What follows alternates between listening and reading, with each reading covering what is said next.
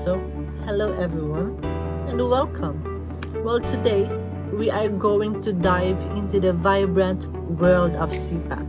Well, of course, no, it is a traditional Filipino game that is both fun and surprisingly challenging. Well, anyway, I am Axel Esviador.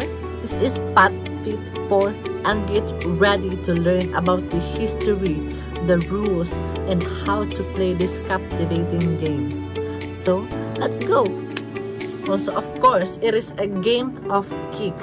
Well, the object that is used to play the game is also called sipa, and it is made of a washer with colorful threads, usually plastic or straw attached to it.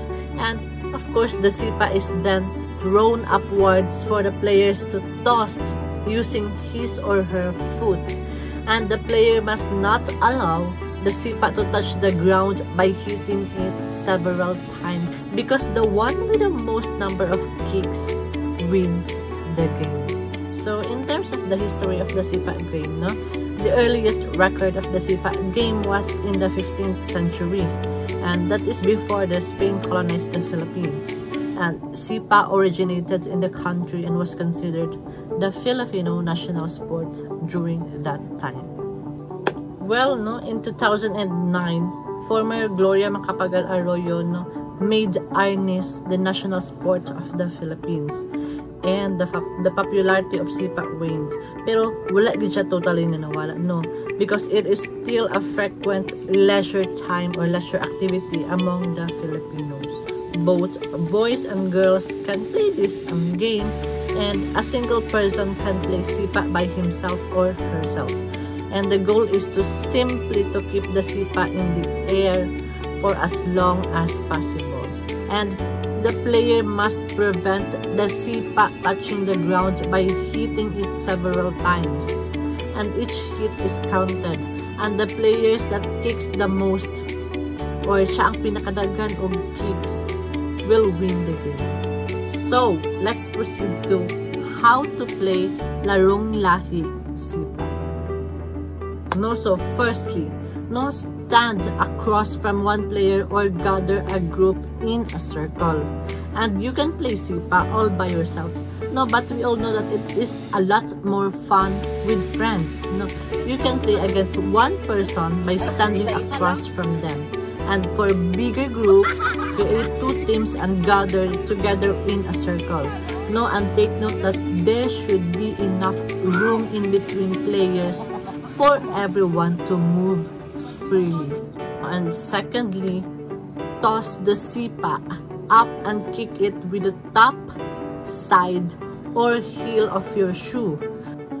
Well, to use the top of your shoe, let the sipa land on it and gently bounce it in the air with your foot. And another technique is turn your leg to the side. No, it is like you are sitting cross-legged, and bounce the sipa off the side of your shoe. Diba, kaya ganina is on the top of your shoe. This time we will be hitting the sipa on the side of our shoe. Sa kilid na siya. And another technique is, if the sipa goes behind you or niadto siya sa likod, no, bend your knee and kick the sipa with the bottom of your shoe. Naman siya sa likod, no, so sipaon mo siya gamit ang pinakailalom sa imuhang sapatos. No, this is a tough move. Yes. Well, fourthly, use your palms and elbows to make the game a little easier.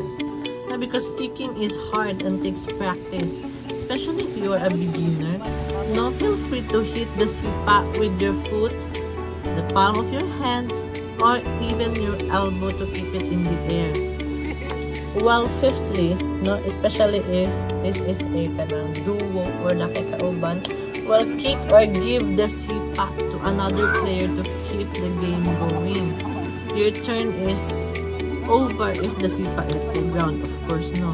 Playing sipa offers a numerous physical, mental, and social benefits, because physically, it can improve our hand-eye coordination, balance, agility, and leg strength. And mentally, Finally, of course, it enhances focus and concentration, requiring players to strategize their kicks and maintain control. Socially, no, Sipak fosters teamwork and camaraderie.